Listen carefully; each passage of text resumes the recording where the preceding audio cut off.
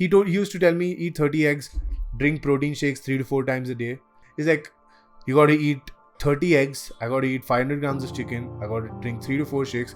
I have to wake up in the middle of the night and have one shake. If you go to an informed coach out there who actually understands nutrition, who actually understands strategic training program and diet, they wouldn't give you this piece of advice. I mean, probably you'll be having 2 scoops of protein a day maximum, but you would be deriving your major protein intake from natural sources. Correct. You have a mentor too. I have a mentor. And every coach needs a mentor. okay. Because you need someone to keep you disciplined. You need someone to keep you accountable. There's so much of misconception around it that if women have their upper body days, they're generally having this inhibition that am I going to become muscular? I really get annoyed when women tell that if I do upper body, I'll get muscles. I wish making muscles was that easy. Every morning I just need you by my side, and I've been waiting for a lifetime, girl. All the waiting got me feeling. So I hit my leg twice a week. Twice a week. High five, you know that, right? We hit legs twice a week. We do quads and hams.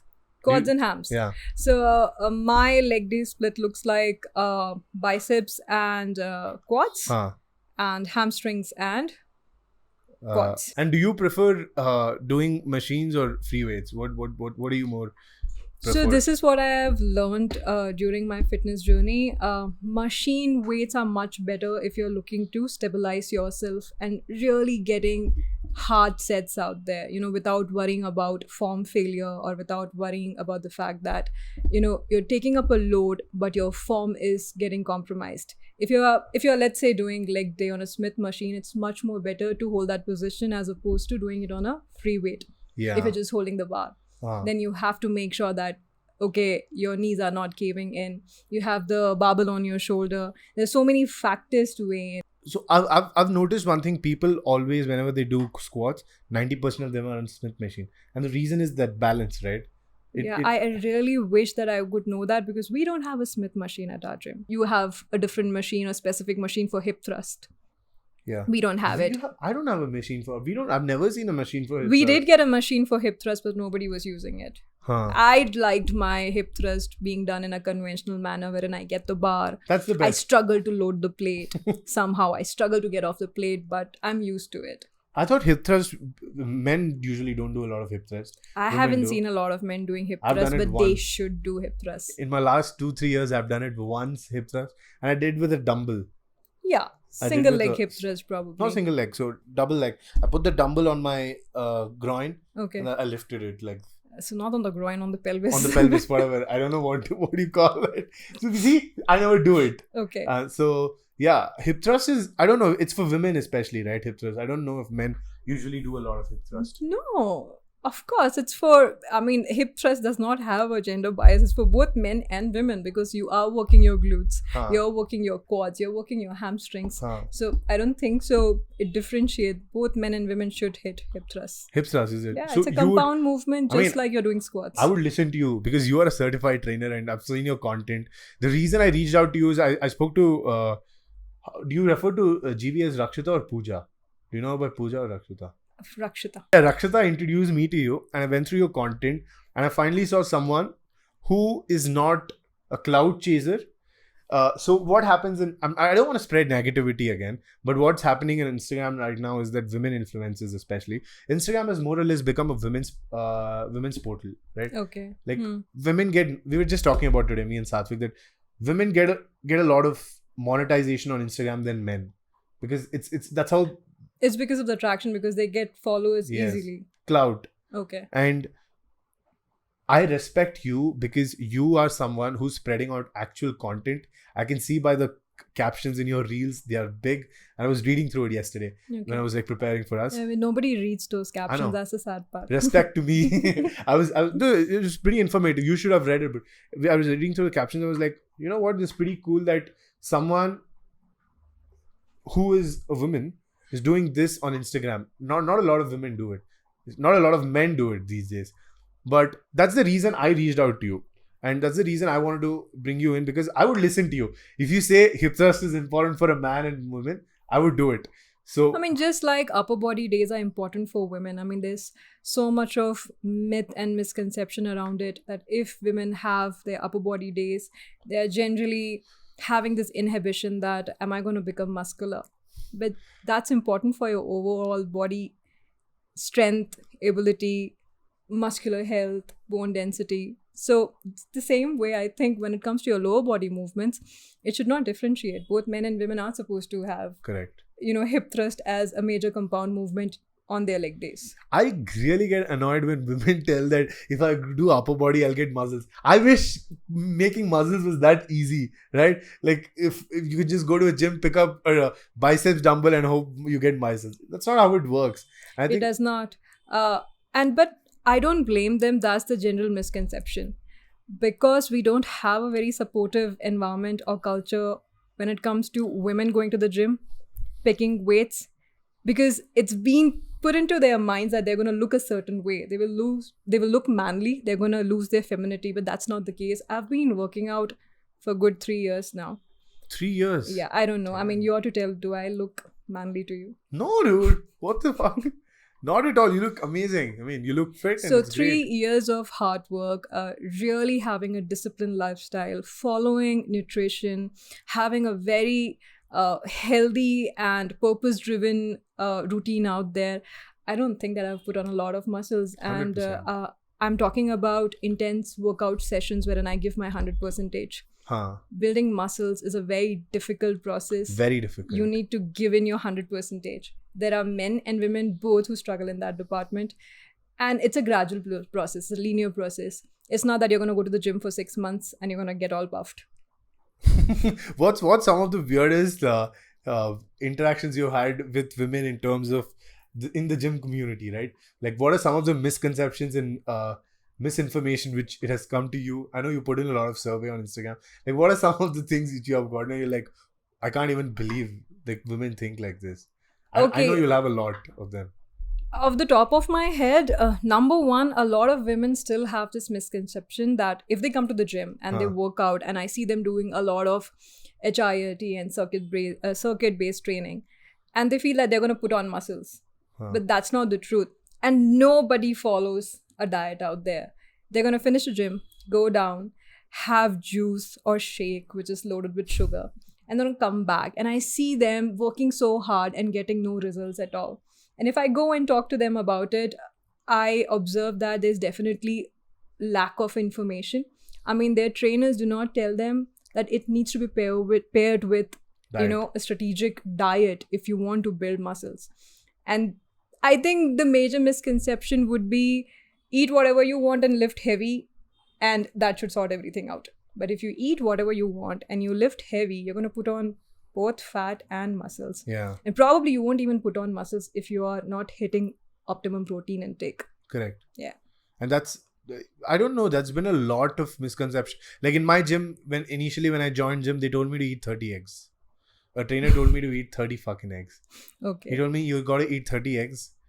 my friend Suhail has a joke. Like in all these, some of the gyms, like the trainer says, go eat rod, go eat cement. Like that's a joke which he's playing with one of my friends. But like he used to tell me eat 30 eggs, drink protein shakes 3 to 4 times a day. 3 to 4 times a day? Yeah. Okay. You won't believe it. He's like, you know Kannada?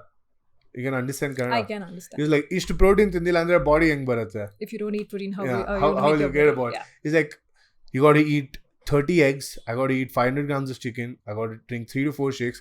I have to wake up in the middle of the night and have one shake.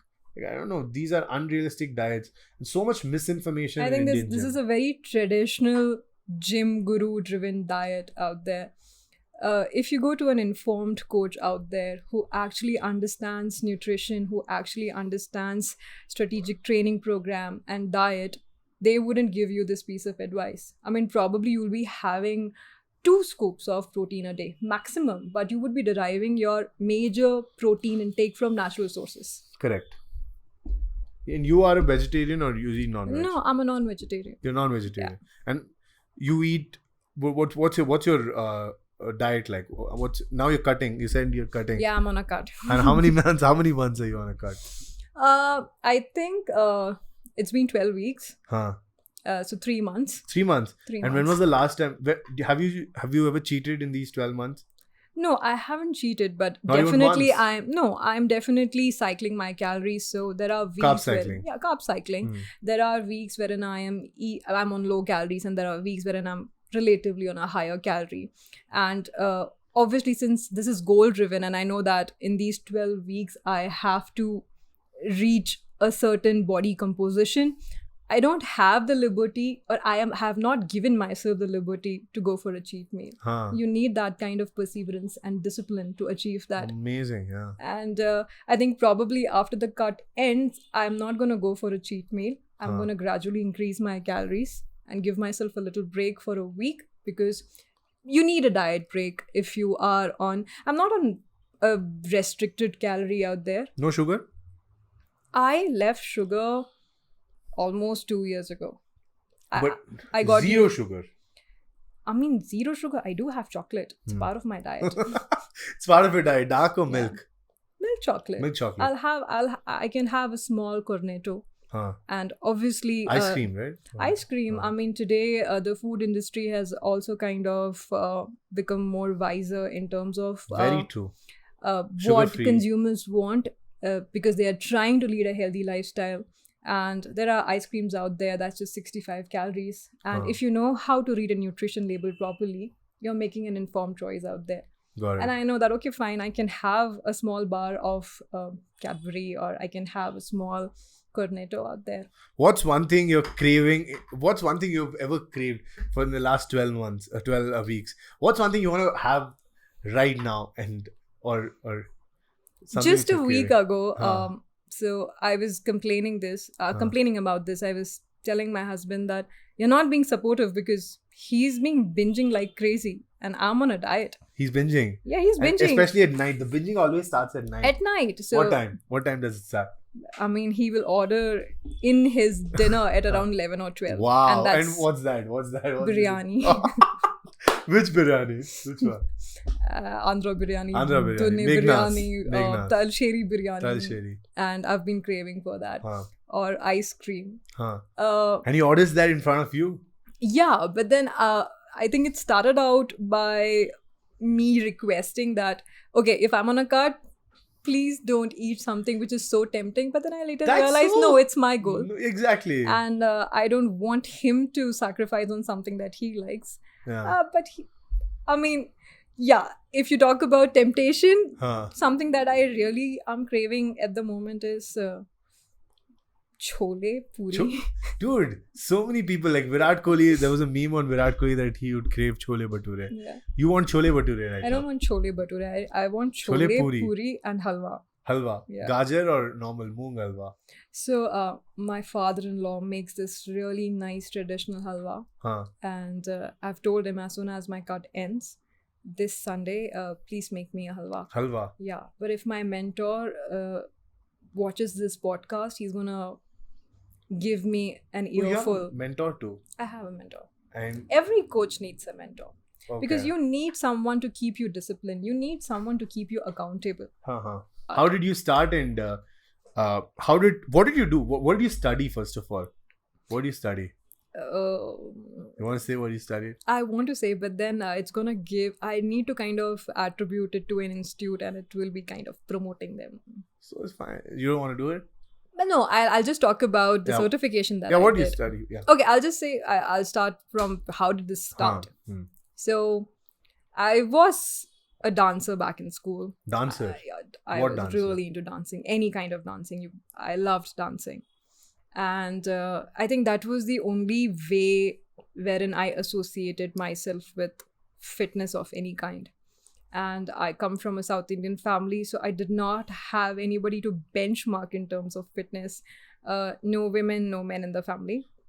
And I remember shifting to Delhi, starting my career as a rookie journalist. And then one thing led to another. Fast Delhi. forward, yes, Delhi. I went to Indian Institute of Mass Communication. I did my journalism over there. And then I switched to corporate communications and public relations. Huh. It was during this time that I was working overseas, Where? in and around Europe. Europe. Yes. And I remember I was hurrying into getting into a meeting and packing my bags and making my way to this building. And I would see all these youngsters, especially women, going for a jog or a run or doing, I don't know, pursuing some kind of physical activity in the morning. And they would all look so fit. And I mean, anywhere I went to Paris, I was in Spain, I was in Amsterdam. They have a culture. They have a fitness culture in there that it's we like were completely out of it. lacking or out of. It was missing in India. And it kind of prompted me to think about my life choices. Why am I not pursuing this? I want to look that way. That good. Yeah, I want to look that good. I mean, everybody is capable of, right? Yes. So I came back to India and I thought, okay, I'm gonna actually start taking fitness seriously. I started going to the gym. The first 2 years were like kaput, because you did not have anybody giving you the right direction.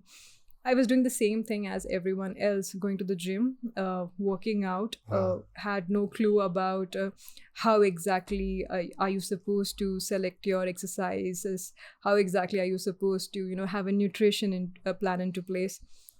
Going to gym with my friends, and then as soon as the workout ends, going in, having juice, samosa, kachori, pastry.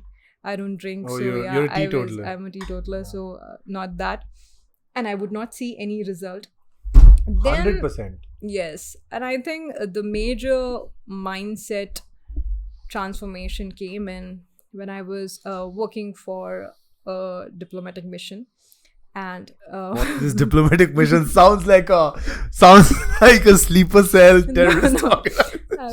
What's this I was working for the Israel consulate, and So fancy, no? She worked.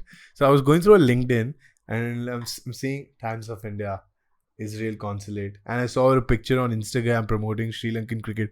I'm like, where is this girl? Like, where's this woman? She's all over. She's in media. She's here now. She's a fitness influencer. I've done a lot of things, but I've finally But continue. realized that my heart lies in Fitness and wellness sector. And it is at that point, obviously, my colleagues or the people that I was majorly working with were Israelis, and I realized that they have a very disciplined lifestyle, and all of them were, gym enthusiasts or really took their workouts and their physicality pretty seriously. I got influenced and motivated in a good way, yeah. In a good way, 100%. I started pursuing it, and I got some guidance from therein. And then from that time, I've never looked back. I've always wanted to learn more about fitness, nutrition. How do I get better? I was still struggling.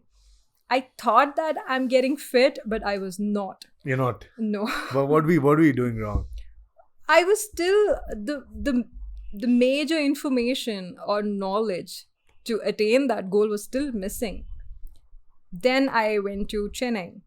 How was Chennai? What did you do there? Chennai is great. Chennai has a very active fitness community and culture. More than Bangalore? More than Bangalore. I mean, that's what I feel. Are you serious? Yes. And Bangaloreans are going to feel bad about this. I love Chennai. More than Bangalore? No, I love Bangalore as well. Don't put me in a jeopardy. I love Bangalore. I Cool. love Chennai because I think Chennai is my kind of place. Laid back, simple. I'm not a very outgoing person. So I guess you can just sit out of the beach. What's Bangalore And chill. like compared to Chennai? Where are beaches here? Where do I go? Dude, true. Isn't it true that Bangalore, apart from a drinking culture, there's nothing much to do here? Yeah, I mean, if you're talking about a serene place to go and just relax your mind, if you have any ideas, then I mean, I would like to know. No, you can go to Cubbon Park. I don't know what. I've been to Cubbon Park, and the mosquitoes made my life a living hell. Cubbon Park has mosquitoes. I went to Cubbon. Of course, Cubbon Park has mosquitoes. I went there to have a quiet reading session. I ran away from that place. Yes, I ran away from that place in half an hour because of the mosquito menace. Nowadays in Cubbon Park, there's a culture like people take a mat there. They take wine. They go put the mat. Wine? I've seen my girl friends do that. They go there, take some wine. That place is heavily supervised by cops. I'm not sure if you can take No, wine they make in there. sangria and they were drinking sangria there. Then the cops wouldn't know what It was sangria is. The cops wouldn't know what The sangria cops is. wouldn't Clip know. this, bro. This is gonna go on the. No. on the reel. The cops wouldn't know what sangria is. But yeah, so you went to Chennai. I went to Chennai and I pursued MMA in there. What? Yes, mixed martial arts. You did MMA? Yes. I did MMA for 2 months. 2 months. Yeah. So I was into judo karate back in school, Huh. and I almost, I think, just when I was supposed to go and play for district level, something happened. I think I got sick or something, and I had to pull back at the last moment. Huh. And I thought, okay, fine, let me pursue MMA. I loved it. You loved it? I loved How it. long did you do it? For 2 years. 2 years? For 2 Regularly? years. Yes, regularly. And there was this place right opposite to the beach. And I loved the culture. I realized that, okay, this is something that I'm passionate about. And there's a very funny story associated with it. They make you Yes. do a lot of warm-up drills. And a major part know. of that drill is running and, It's like a circuit. yeah, in shuttle the- runs yeah. and all these drill workouts. I'm very bad at it. Very bad at it. I'm very bad at it. You were bad at it. I am not sure how good I've got, but I was definitely bad at it. And I was humbled down pretty quickly. Oh, okay, what fitness levels, man? I'm not fit at all. So before this, I looked fit, but I was not fit. So before this, were you working out or not? Before you joined MMA?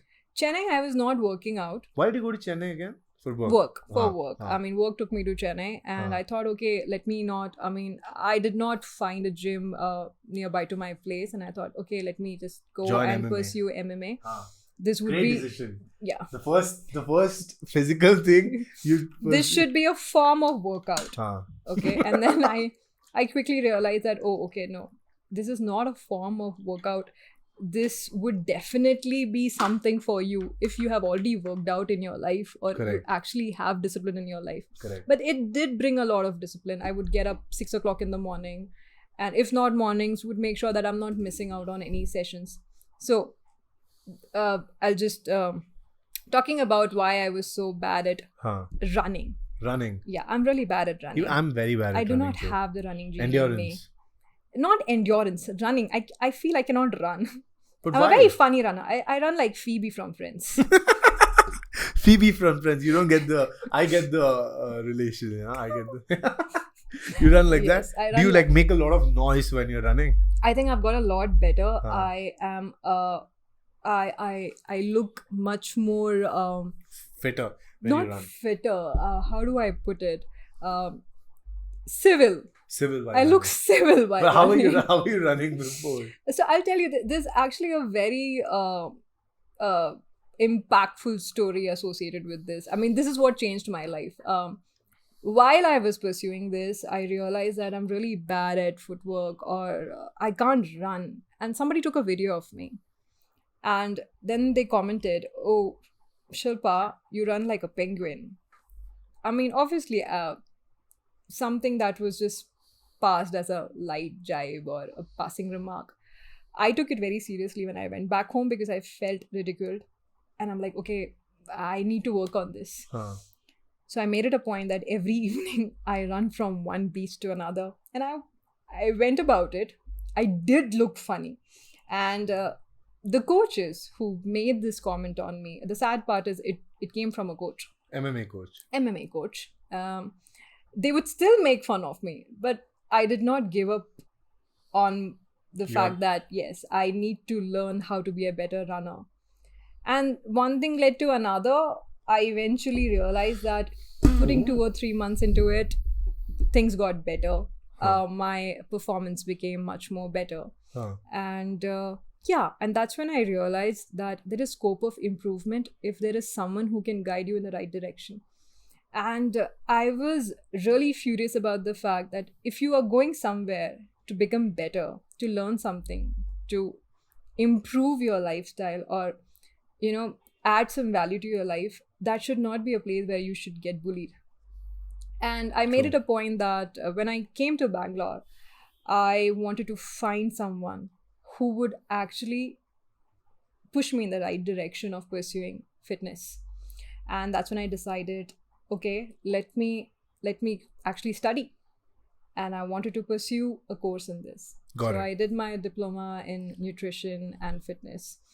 I actually put in 2.5 years of my life into this.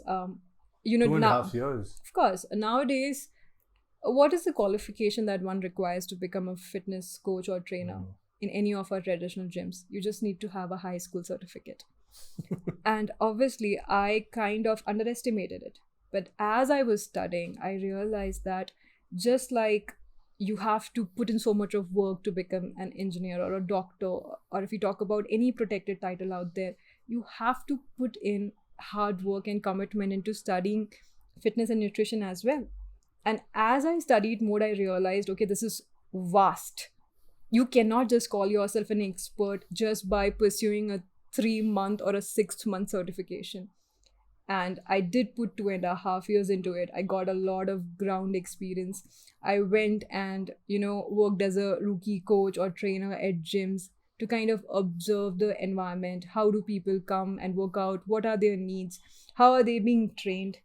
And that gave me a lot of first-hand information about the fitness culture in India. So that's all how it started. That's how it started. Yes. That's how you started working out. Yes. So it's been. I was already working out. I was working as well. I was working for a creative agency. But somehow my heart was not at the right place. I'm like, no, I really felt that I want to do something in this industry. It was not just working out, and definitely did not get a lot of support from my family. Because for them it was a career change wherein, till now you were doing something so intellectual and now you want to become a fitness coach, you want to dive into the health and wellness industry. Proper Mallu household, huh? I don't think so it was about Mallu household. Anybody and everybody would comment about this. True. Any Indian parents. Any Indian parent. It's just like till the time art actually became a known profession, till the time they actually identified artists out there who have an amazing economic status or a social status, art was always associated as a secondary career choice. The same thing. This always happens with developed countries, right? Developing countries, yeah. sorry. I want to say that we are a developed country, but we Not still are a part of a quite, sure. generation that is developing, because this mindset comes from, from our yester generation, Yeah. from our parents. Parents, yeah. Or And that's fed into us when we were kids. it's been hardwired. Hardwired that you got to take science, Yeah. you got to take doctor, you got to be a doctor, you got to be an engineer. You want to be an engineer. I don't know how many people out there actually pursue a career out of passion In or India. in India. I Probably mean, very much. this has been a topic, and I think It's a cliche. Everybody talks about this. everybody talks about this, and we know that there are people who prepare for IIT or medicine and they give up in between. There are people who get into A-list organizations out there, but probably 1 year down the line, they're going to quit their job and completely do something out of the ordinary. True. And I realized the potential of the health and fitness market in India, because it was missing. There was a lack. People started taking this seriously during COVID. Huh. And then everybody was posting videos of them working out or doing yoga. Why do you think that became that during COVID people got too interested in fitness? And Because that's what COVID taught us. That no matter, you can have a fancy job, you can be earning a really fancy package out there, but if health is not by your side, then you're going to succumb to some kind of a disease out there. yeah, during COVID, a lot of businesses which were in the health and fitness industry picked up like anything. Yeah. And I think it was during COVID, most of the people actually went for transformations, body True. transformation. Fucking true, yes. As soon as COVID ended, people were putting out videos like, oh, this is my 2-year transformation. Yeah. A really obese person out there suddenly going for a body recomposition, Yeah. and wow, now they're a completely different person. So I think COVID was the early champion of bringing the fitness and health chapter here in India. Huh. And that's how it picked up. Got it. Yeah. And how was your COVID experience? How was your COVID experience? My COVID experience was very solitary. Seriously? Yeah, because I was all alone here Where? in Bangalore. Bangalore. You used to say, how was COVID? It was good. Where? Um, no, I was staying somewhere near to Dunkin' Donuts. Dunkin' Donuts. I think right opposite to Bob's Bar. There's a Koramangala has Bob's a Bob's Bar? Yeah, it does. There was a Bob's Bar right opposite to my Is it building. that Socials Road? Socials, Okay, I'm Badmaash. really bad Sorry. with You're a navigation. teetotaler. You're bad with navigation. Really bad with navigation. I know you. I was sending you the location. You were like, I might call you. Yes, but COVID was Solitary. very solitary. What did you do though? I was all alone. I was making workout videos. I was trying to learn how to do a handstand. Do you know how to do it now? Yes, of course. I learned it Handstand. during COVID. I learned how to do my first push-up during Without COVID. no support. You can do handstand without no support. Not without no support at all. I think it's been a while since I've attempted it. But I did post a video of me falling flat on my back. And at that point, I have a very tiny Instagram followership, but they all knew that I was into fitness and I would post my workout videos, and they were pretty supportive about it. And they were so supportive that when they saw me taking this fall, they called me, they messaged me, Shilpa, are you okay? And What happened though? Did something happen to you? nothing happened, but it was But you fell on a concrete. Yes, I did. And they could hear me wailing in pain. And then I went inside. And you put that video out. Yes. You're like, see my real self. Yes, the video went out. I think I got secondhand embarrassment looking at it, and I deleted it afterwards. Okay, so this is those scenarios where you feel like you're gonna put out something and then later you realize, nah. Yeah, so I think one of the Smart. biggest mistakes that I made was during COVID, everybody was making workout videos. I see a lot of fitness influencers who started, I think, 2 years ago. At that point, I was also doing, but I was discouraged both from the friend and family circle end that, what are you doing, man? This is not for you.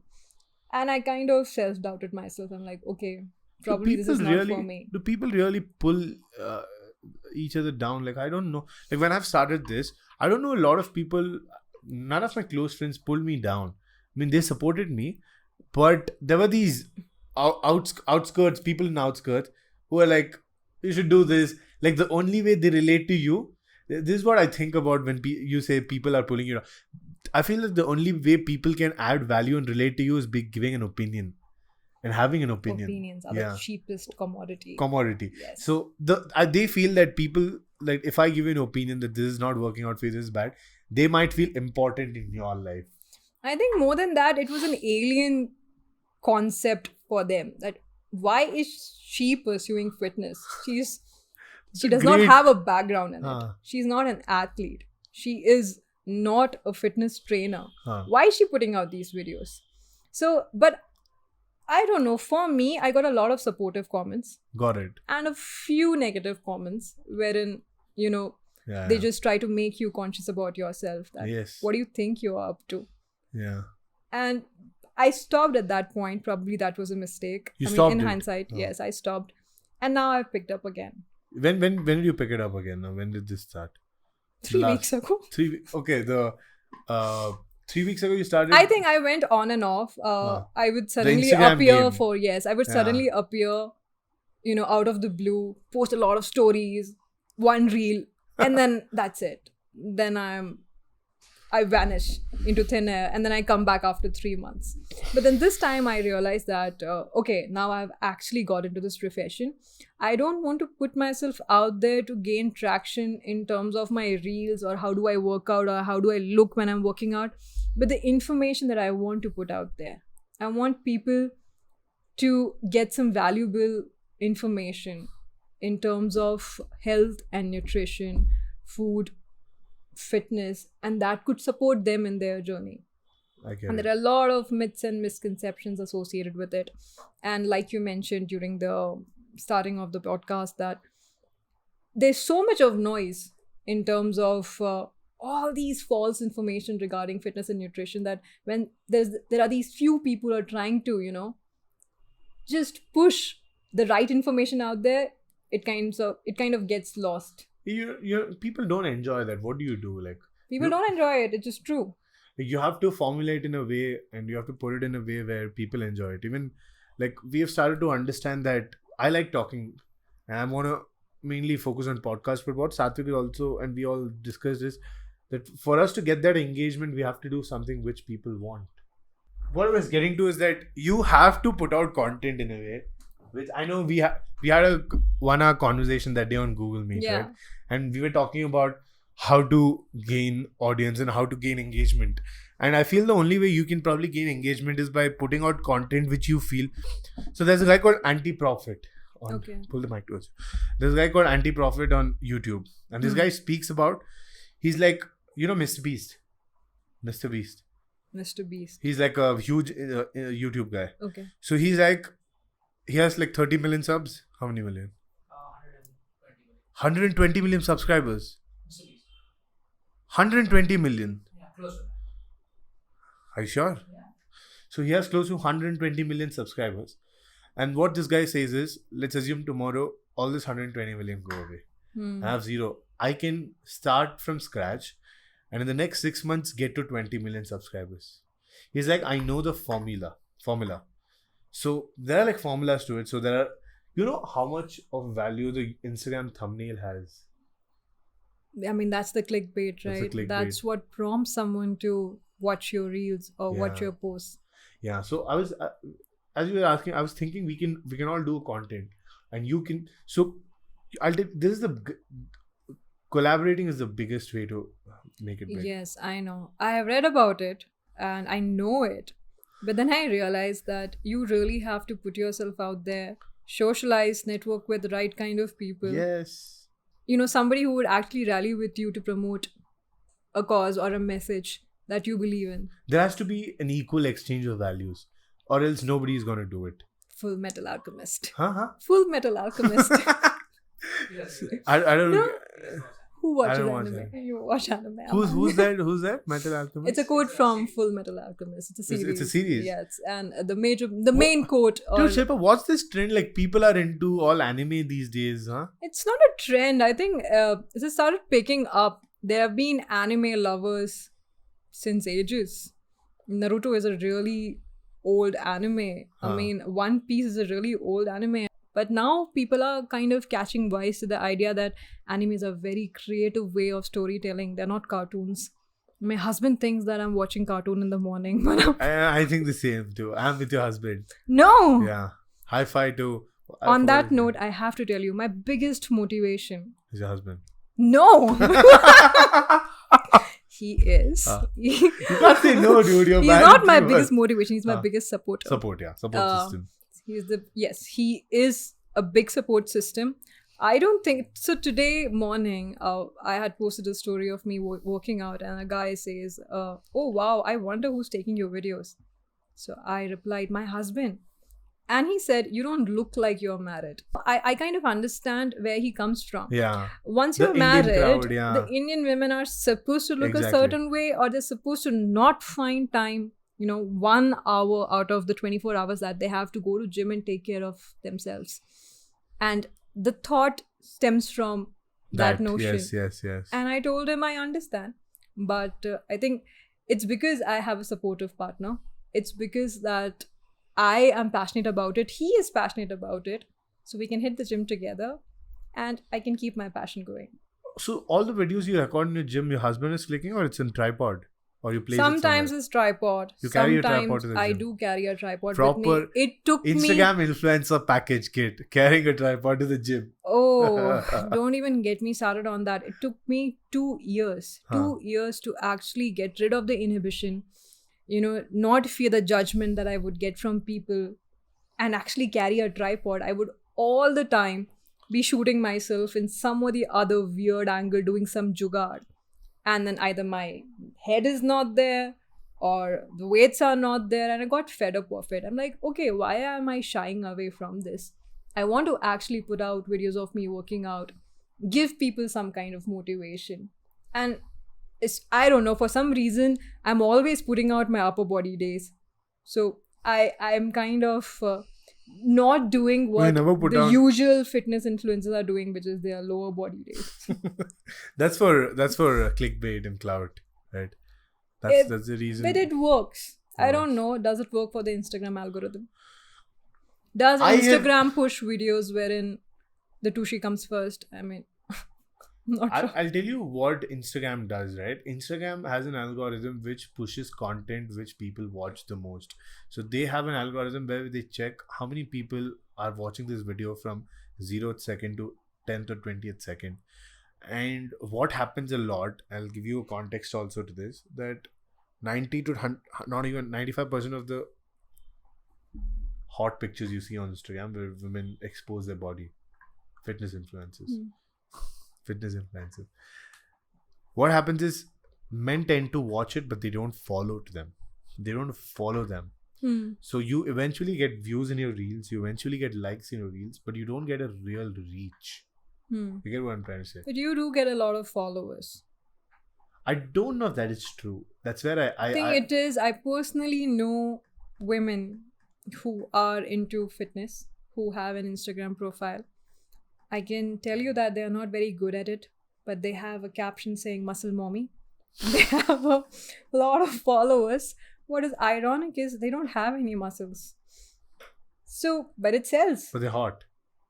I'm not sure. I mean, you need to define hot to me. I mean, whatever. Probably for me, For a a man. woman with a really No, the reason I'm amazing. bringing up hot is, will a man say they're hot? Because that's what Instagram cares. Probably. How many Satvik, Allah Satvik, how many Instagram influencers, thoughts, right? Do you follow? 0, right? I don't follow any of them. I can name a lot of friends of mine, none of them follow them. But if it comes on their feed, they don't mind having a look at it, right? And that's the real mentality of, at least I would say, men. They wouldn't mind looking at it, but they wouldn't go and hit that follow. So I think that's where you can also play a picture. Is that as you're giving real value, you'll have real audience. You'll have audience which actually wants your content.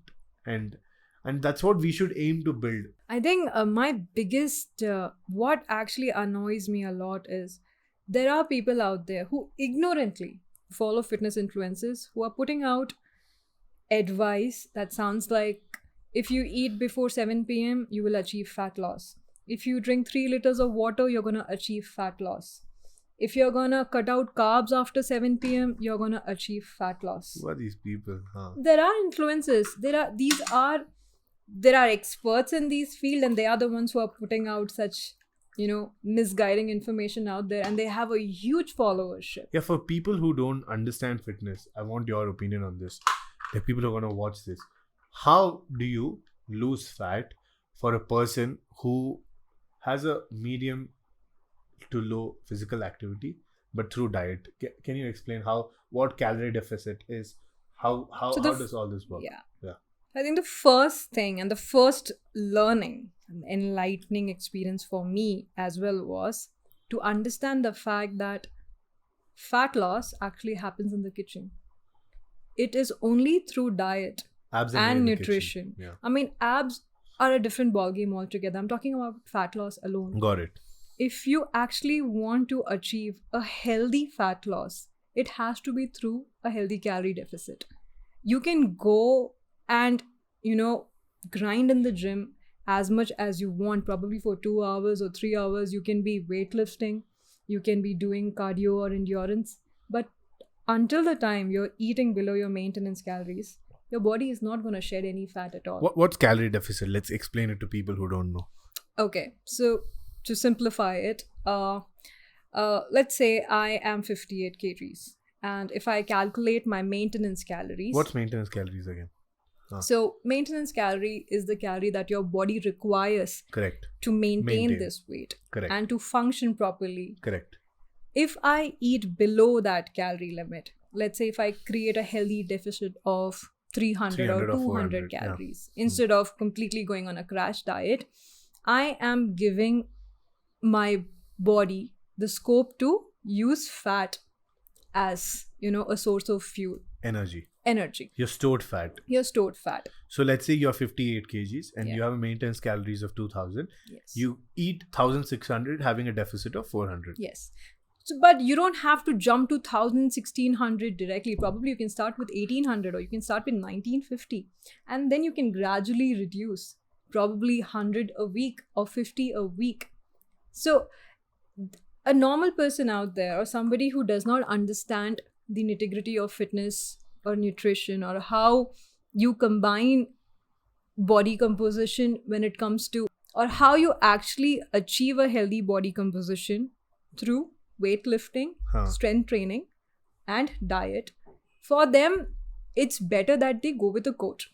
Or they have a trainer out there who's qualified to help them lose weight, lose fat. I should not be using the term losing weight. But I can say that, a successful weight loss is basically when you are only reducing the body fat percentage and preserving your muscles. Or at some time building the muscle. That's so hard. It is hard. I was at 32% body fat. Now I'm 20. And I have a muscle mass of 47 kgs in body. But I've just lost 3 kgs. But I've lost a lot of 10% body fat. Yeah. But it's so hard. So I think, keeping everything aside, the basic thing that people are supposed to know is the difference between weight loss and fat loss. Yeah. Most of the people are chasing weight loss, but they don't understand this, that weight loss is a total decrease in your body weight. This can come from loss of muscle. This can come from loss of water. Or glycogen depletion, which is the stored energy in your body. What's glycogen depletion? It's how your body stores energy. Carbs turn into glycogen, and this is the main energy reserve of your body. So when you're actually aiming for weight loss, you're also at the risk of losing muscle mass.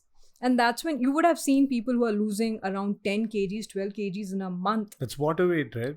Not most of it. I mean, the initial weight that they reduce is water weight. And after that, they are definitely losing more of muscle because they're not weight training at all. This is probably achieved predominantly through cardio. Only cardio, eating really low calories, and then basically achieving a very unhealthy weight loss. And they put back all the weight. I mean, they're not able to maintain this weight loss. I have a noob question.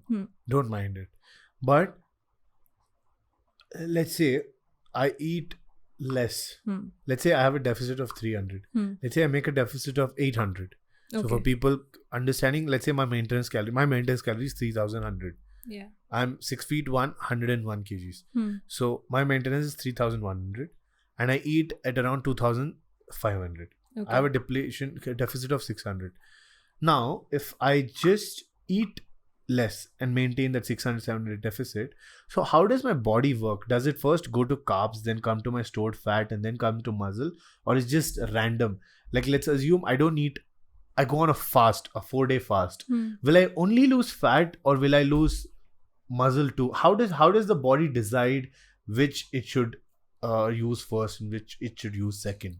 Right? So the body basically taps sense? into it does. The body basically taps into fat as a source of energy when you're relaxed. I'm sitting right here and talking to you. Probably my body is burning fat at this point. But when you're at the gym and indulged in a moderate or high intensity workout, the body needs instant source of energy. So it's going to tap into your glucose. I didn't know this. Most of the time, it burns it simultaneously. But that's why the best fitness advice out there that people don't want to follow because it doesn't sound fancy. Hit 10,000 steps a day. Walking is the best way of losing fat. Are you serious? Yes. I mean... So can you explain? I'm very interested in this. I didn't understand. I'm so interested. So what do you mean you lose fat when you're on... So basically when you're at a lower BPM, when you have a low heart rate, you lose fat. You're burning fat.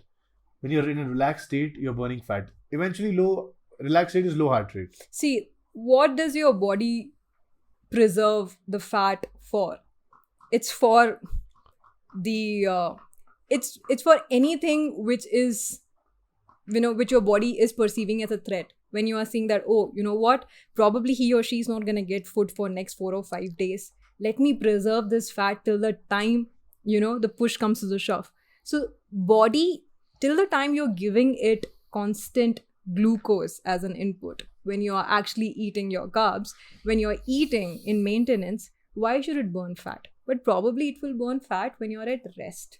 That's the most simple thing that you need to understand. The body burns fat when you are pursuing low intensity steady state cardio. That's why walking is the best way of burning fat. Okay. So what happens? So when I'm doing high HIIT and I'm doing intense hypertrophy, when I'm in intense hypertrophy, I'm doing a circuit and I'm doing it without a break, weight training. So my current workout schedule is I used to do supersets before, no break Okay. supersets, Yeah. and then Hmm. that was my fat loss regime. Hmm. I have a personal trainer. Hmm. Now I do hypertrophy. Hmm. I do 50, 40, 30, 20, 10 reps of 5 different workouts, Okay. 2 sets, Hmm. and then I start my weight training after that. Oh my god, why? It's intense. It's so what my trainer is doing is I used to do a superset usually. So I used to do let's say if I'm doing shoulders, let's say I'm doing chest, I do bench press and flies, superset, 3 sets, break, then do two sets, three sets, break, then keep doing 6 workouts. So 3 sets, 3 variants. So now he's like, let us give a change to the body. It's been 4 months. So now I'm doing this hypertrophy where I do 2 sets of 50 reps, 40 reps, 30 reps, 20 reps, 10. And I do the same workout, then 10 reps, 3 sets, high push weights. This one, the next 1 week. After that, it'll change again. What I'm trying to realize, my question to you is, what happens when I'm doing this hypertrophy of the first 2 circuits? Is my body utilizing carbs as an energy or fat? Carbs. Glucose. I'm not understanding. Why is that? Because your body needs instant energy. Fat takes more time to burn. It needs more processing. Fat oxidation takes time. And it will get instant energy through the stored glucose in your body. That's the only reason when you're indulged in a high intensity workout, it will immediately tap into your glucose stores as opposed to your fat stores. Got it. So what if I do an empty stomach workout then when I have no carbs stored in my body? You have your carbs stored from last night. Yeah. So it won't directly, even if I do NHIT. See, I think this is the misconception. People Yes. go to the gym I didn't know thinking this. that you burn fat in the gym. You don't burn fat in the gym. If that was the case, you put an obese person into any kind of workout, okay? This person is working out for 2 or 3 hours in the day. They should be burning fat. They don't. Why? Until and unless it's paired with calorie deficit or a proper diet, wherein that deficit is created, forcing the body to tap into fat as a fuel, you're not gonna burn body fat. So you go to the gym to strengthen your muscles, you go to the gym to preserve your muscles, and you get into calorie deficit to lose body fat. Okay. And this is what something that traditional trainers will not tell you. Because if they tell you that, then how are they going to retain the clients? You would have seen most of the people training their clients month on month. Sometimes I'm surprised looking at them. They won't even go and question, why am I not seeing any progress? The Indian Why am gym I not community losing is- fat? Their questions would be, why am I not losing weight? And it's very easy for the trainer to, kind of give them a proof for that. He's going to again tell them, okay, you know what? Don't eat too much of rice today. Or, for 1 week, take out any source of carb from your diet.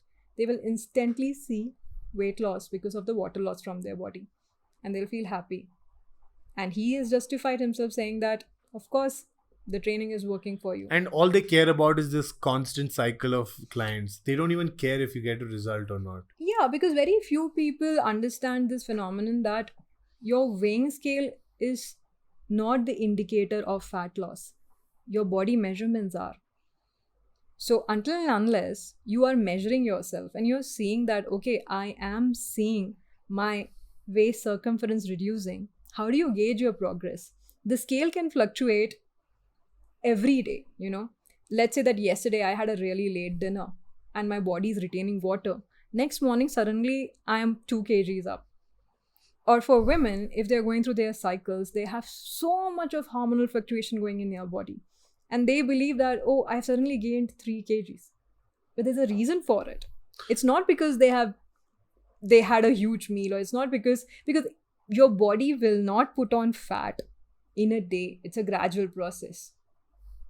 Probably if you're eating in surplus, you're eating more than your maintenance calories, 10 days, 15 days, 1 month in a row, that's when probably you have a chance to put on 0.5 pound or 1 pound of fat. And that's how many percent? on an average? 3-4% Off? body fat increase percentage. I'm not sure about You it. wouldn't It's 3 know or the- 4%. Yeah, you wouldn't know the 3 or because 4%. it depends I'm on the not sure. actual weight of the person, right? Yes. It's body fat. Yeah. So you put 1 kg. You're just giving an estimate that you put a pound or half kg if you do 15 days of continuous. Yeah, let's say if cheat. you are on a deficit, if you're creating a deficit of 500 calories every day and you're doing it for 7 days in a row. So you are creating a deficit of 3000 calories for you to achieve a fat loss of, half. let's say, pound. half a kg or even 1 kg. pound, yeah. If you're a really obese person, you can go aggressive with the fat loss. But But- if you are someone who's skinny fat, then your What's- problem is not Yeah, sorry. Body Go on, fat. Go on. your problem is that you're under muscled. So that's when hypertrophy comes into the scene. Also, skinny people have a lot of visceral fat, also, right? No. I mean, see, you can't see visceral fat, right? I It's- mean, most it's of the inside, time, the belly fat that you see, it can be either subcutaneous fat, which is the fat that lies What's underneath that? you. What's that again? Substituous. Even I forgot the pronunciation. That's bad. Subcutaneous. Subcutaneous. It's a very hard word to pronounce. Subcutaneous. Subcutaneous, I guess. What's it? Subcutaneous. Correct. Can I she's just right. see once? She's- Yeah, but I don't. Where is it? Yeah, subcutaneous. You're right. I said subcutaneous. Who gives a fuck? But communications professional, I should not be mispronouncing words. So they have this fat, yeah. Subcutaneous. The fat that's underneath your skin. Underneath skin. Visceral fat is generally the The fat organ that's fat. around your organ. So it can be there for skinny people, it can be there for obese people. But the best way of measuring your progress, I'm telling you, if people actually want to see their progress in terms of their fitness journey, they have to stop using the scale, start taking a measuring tape and seeing if they're actually losing fat from their body or not. If their measurements are fluctuating, if they are going down, then yes. Because weighing scale is definitely not the right way to go about it. I have so many questions. Okay, let me give The you question I have is, Hmm. let's consider my case. I can Yeah. probably relate it to. How do I measure? So you're telling me the way I can see a progress if I'm losing fat or not is take a tape Hmm. and measure my waist, measure my hands, measure my shoulders, Yeah. and chest, and that's the. Yes. But you will See- never lose. I mean, the delta is going to be so less, right? The delta, the change which you see is going to be so. See. Huh, You're trying to lose body fat. huh. All this is body fat, right? So if you are reducing body fat, the measurements are supposed to be going down. But if I put quads muscles here, it's going to look big. So the tape is going to become bigger. So am I getting confused between muscle and fat there, fat loss there? See, you cannot. There are very few kind of people who Huh. can put muscles and lose fat at the same time.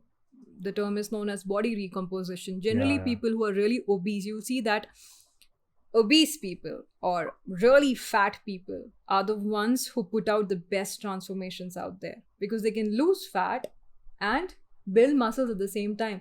They have a lot of fat in their body for the body, for the body to use, as opposed to a person who's skinny fat.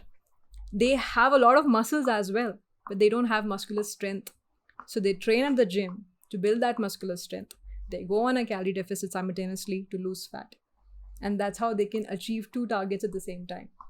But for people like you and me who are skinny fat, probably, we have to achieve a healthier body composition in terms of our muscle is to fat ratio. We need to put in more work. We need to have more patience. More patience. It's a gradual process. I can't see my abs. I've been trying to hit my abs and I can't see me. They're still fat. I still have fat. This guy also wants to get abs. And what would you suggest a guy like me or Satvik Sage or someone? What should we do? We do weight training in the evening. How can we combine this with low intensity cardio, as you said? So what are the ways we should do? Let's assume we are on a deficit. How do we go about it training? Only way of cardio that I would suggest is the only cardio that you need right now is walking. Clip that, You bro. hit 10,000 steps a day and you've got your cardio. Enough. Yes, it's enough. So basically, what are you aiming to do over here is increase your NEAT, which is non-exercise thermogeneous activity. Wow. As you increase your NEAT, Huh. you are getting one step closer to achieving fat loss. The more you move, the more better it is for your body. When I'm asking you to do 10,000 steps a day, let's say that there's an IT person out there, or take any professional today who's working from home or has taken into remote job. They're sedentary most of the time. They're desk bound. They're hardly hitting any steps. They start their work at 8 a.m. in the morning. Even if it's 5 p.m., if they look at their watch, they would be hardly, let's say 2,000 steps over. That's about it. But the goal should be to hit 10,000 steps. After that, take out 45 minutes or 1 hour of your day to go and finish your step count. You hit 10,000 steps a day. Create a healthy calorie deficit. Should not go beyond 500 calories. Stick between 300 to 500 calories. You go to the gym to train abs to strengthen your core, not to make... You won't get abs, visible abs, just by training your abs. And it's not easy to maintain as well, right? It is a bit difficult to maintain them because you really need discipline in terms of what you're putting on your plate. Nutrition is the predominant factor. Unless you are reducing your body fat percentage to that extent, your abs won't be visible. To make them more defined, you have to go and train them at the gym. How much should we? What's our ideal man's body fat percentage for the abs to look good? 10 to 12%. My fucking god, 10 to 12. But do you want such defined abs? Yes. Is the question. Yes. You want to look that shredded? Yes. Who doesn't want? I'm big. Like, I want to become leaner. Like, even lean. I'm too big. I feel like I'm very big. But why do you need visible abs? Like, if I give you an example Aesthetic from my purpose. end, I have a huge problem when people say aesthetic purpose. I mean, when I put out pictures of me, exhibiting my abs, you have abs? I do have abs. And Look at me and you, bro. What the fuck, bro? And people are like, oh, the goal should be more than aesthetic. Aesthetic? How do you think I'm getting abs? I am really grinding my ass in the gym. I am making sure that I'm eating right. I do have temptations. I have to exhibit that level of mental fortitude to have a diet which is linear. I'm not having cheat days. I'm keeping my discipline. You have to work so hard to get those abs. And then you just say that it's for aesthetic purposes. At the end of the day, I'm also training in hypertrophy, which is I am lifting weight. I am, indulging in intense workouts. I'm putting my 100% in the gym. You just sit and eat salad or soup and you get the diet and you get the abs. That's not the case. You have to work really hard for it. You can eat rice and chapati as long as it's in your calorie count. Of course, yes. I think this How is long did it take for you to get the abs? How many years or months? 1 year. One year. entire year. And I think I'm still not there. I still have the scope of making my abs look more visible. I still need to go down But it's so on my body fat percentage. People don't understand how difficult is it for a girl to make her abs visible. It's so fucking hard. Like, you still did it. For men, it's comparatively easier, right? For us It is easier. It's way easier. For men, yeah, you have 4 packs or 6? 4. How many packs do you have, bro? 6, my fucking ass. I think probably he has No, 6. dude, I've seen him shirtless. He doesn't have 6 packs. Now I don't. Yeah, so that's the problem with abs. If you ask me why do I want abs, I am a big anime fan and I got hooked onto this show, Korra the Last Airbender, and she has got these amazing abs and I wanted to look like her. Korra the Last... And she did not look like someone who's aesthetic. She's a badass. And I wanted to look badass. And I know that you have to put in a lot of hard work. It demands a lot of perseverance for you to build them. Probably I might not be able to sustain them because at the end of the day, we all are human beings. We have our temptations. You want to indulge. But then I will give myself some time and get back to my routine. What's your percent now? Fat percent? How much are you at the in-body fat percent? I haven't got my in-body done, but if I look at myself, probably 15? I should be below 20%. 15 to 18. 18 to 20, I guess. That's equivalent to 8 to 10% for a man. for women, an ideal body fat is 22 to 25, right? Ideal. Should be within 25%. It should be within 25. Yes. And for a man, it's within 20.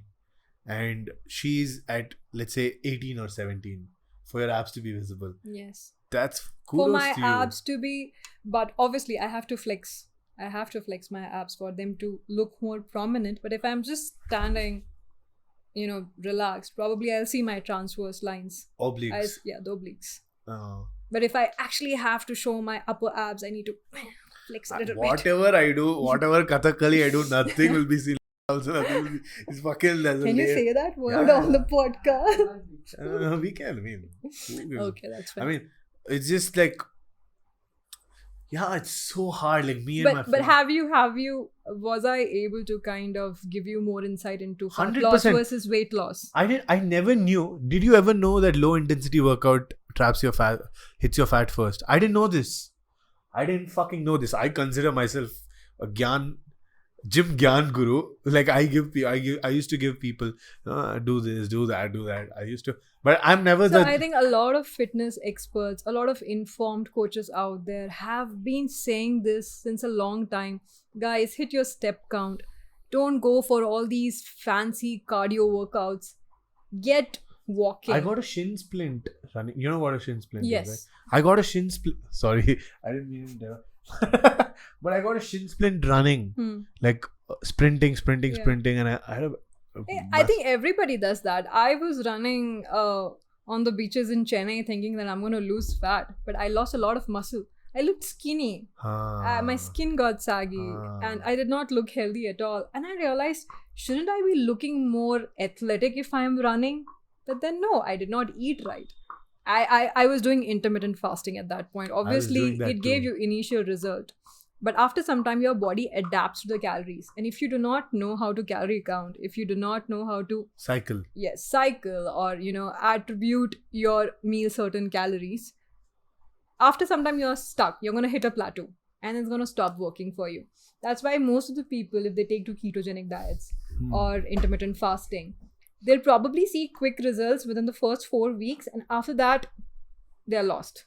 They're not going to see any more results. It's so hard to sustain. That's the biggest game. The biggest game is to sustain it. Yeah, but here's what I think. If there are experts out there, if there are fitness coaches out there, what is the reluctance in investing in your health Money. and fitness? You are ready to put in money anywhere and everywhere. People are going for detoxes and gut cleansing programs. What do you think? These programs are not costing money, and what are they doing at the end of the day? Skin treatments. I think more than skin treatments, I'm fed up of What's gut anybody. cleaning? I have no clue, man. And how does gut cleanse? So there are experts out there who claim that gut cleansing will help with fat loss. This is what I have understood. My fucking Be God. something as simple or basic as experiencing hair loss. Until and unless you have a blood report in front of you that diagnoses with your certain kind of deficiency, don't self-diagnose yourself. People are taking all kinds of supplements without even going and taking an expert opinion, because that's how it's being marketed. Most of the women are investing in different kind of collagen supplements. There is research-based evidence out there that clearly states that it does not work. Collagen supplements. It does not work. It does not work. Biotin, it does not work. Most of the time, your hair fall stems out of pure genetics. Or it needs to have a cosmetic procedure. Or so a lot of times I've observed, like, correct me if I'm wrong. So what happens if I do a deficit of 1,000? You experience some side effects, right? Of course you will. What are the side Your effects? body malfunctions. Number one, you're gonna experience hair loss. You're gonna be Hair feeling loss. really fatigued Why and hair weak. loss? Why hair loss? Why not? Because you're gonna be, even as a man, your hormones are gonna fluctuate. If you're going for a deficit of 1,000 calories, I mean your macros are all over the place. You don't know how much fat you're consuming. Let's Let's say on an average, let's say you consume 150 grams of protein, 40 grams of fat, 60 grams of carbs. How does this macro look like? looks good to me. Looks good. Yeah. And you hit a deficit of How 1,000. how much carbs? 60. Grams. No. That's a lot. That's too less. It's too less. Yes. Minimum 100 grams. Minimum 200 grams. But yeah, let's finish. Let's Yes. finish yours first. What were we? What was I talking? What You was were talking about people investing in all kind of supplements. So here is the irony. hair loss, hormones. So what Yes. happens when you're doing See, when you're trying to create a deficit, that deficit. 1,000? Why would you create 1,000 calorie deficit? To That's see an results unhealthy faster. deficit. If you're gonna, that's like asking for a shortcut. You took so much of time to put on this fat. Your body's gonna demand that same patience for you to lose that amount of fat. You cannot just, fast forward it. People go for it. They just want to lose fat as soon as possible. But that's gonna have some negative effects. Why do you think there are women who actually lose, a lot of weight, and then they're like, I don't feel good. My skin feels saggy. My energy levels are down. I'm experiencing extreme hair loss. I'm having mood swings. It's because of a simple reason. You are doing this by going on some kind of a cookie clutter diet, wherein you're restricting your calories to an extent which is unnatural for your body. If you're talking about carbs, carbs are not your enemy. Fat is not your enemy. You don't become fat by eating fat. You don't become fat by consuming carbs. You become fat when you consume excess of fat and when you consume excess of carbs. Excess of anything is what is, making your body So- store that fat. Ideal macros is 150 grams of carbs. It differs from person to person, but see, 60% of your energy comes from carbs. So, of course, 60% of your diet needs to be dominated by carbs. So, let's not go beyond 200 grams in a day. 200 grams is a lot, Shilpa. I don't understand. 200 grams is a lot. How is that a lot? If you ask about me, I'm having 80 grams of rice every day. 80 grams of rice has 40 grams of carbs, 50 grams, 30 grams, 30, 40 grams of carbs, right? 80 grams of rice. Start with Google it. No, 40 grams of rice Rice will have carbs. around 32 grams of carbs. 40 grams of rice will have 32 grams of carbs. Yeah. So 60 grams of carb. So, I mean, if I go at my maintenance, then my 100, Huh? 28 grams per 100 grams. So that's you eat just 30 grams of carbs in a day, rice. How? 100 gram rice. 100 gram rice is 28 grams carbs. See?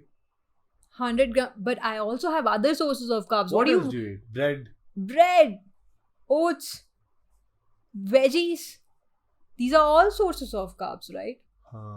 I mean, obviously, veggies are not your primary source of carbs. I'm just giving 40 as a number, but Got it. I will definitely be eating 50 grams of rice for one meal. And you scale it or you just chuma? No, I have definitely taken to quantified nutrition because assumption does not work. Till the time I'm measuring my food, I won't be able to understand my serving size. Today, if I want to have a social True, life, I agree. if I want to have a social life, which I don't have, by the way, I don't have a lot of It's friends. very difficult to have a social life when you're a high achieving person. No, I don't. I won't put it that way. I have never been a very social kind of a person. But let's say you talk about anybody out there who needs to socialize. Okay, until and unless you know what is your serving size, in what proportion are you supposed to serve yourself to stay within your maintenance calories, how will they take care of their diet? So I would suggest everybody to actually follow quantified nutrition for at least a year, or if not a year, at least for 3 to 6 months to understand their serving sizes. If you're in a deficit, how will your plate look? If you're at maintenance, how will your plate look? Okay, other method would be the plating method. 1/4 protein, 1/4 carbs. Remaining should be your 1/4 protein, 1/4 1/4 protein. 1/4 protein. No, 1/4 fat, 1/4 carbs, 1/4. 2/4 protein. No, you're Sorry. confusing me. Okay, no.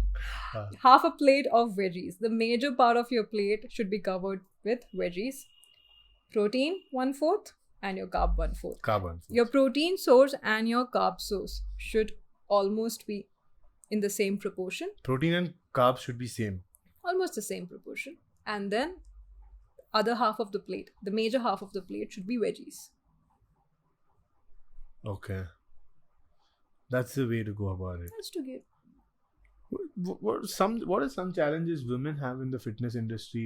Like we were talking about supplements, right? Did I say that right? The plating method?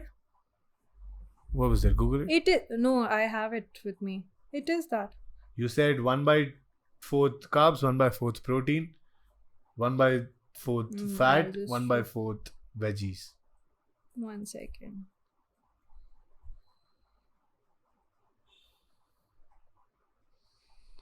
Right? She's right. Yeah.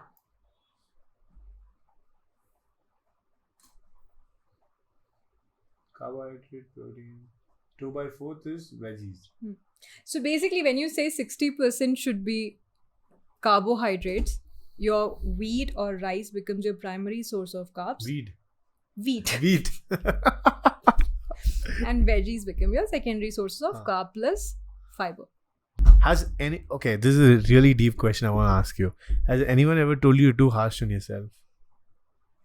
Do you like being so harsh on yourself? Am I harsh on Yeah. myself? I mean, is that even a question to be asked? I think Why are you so harsh on yourself?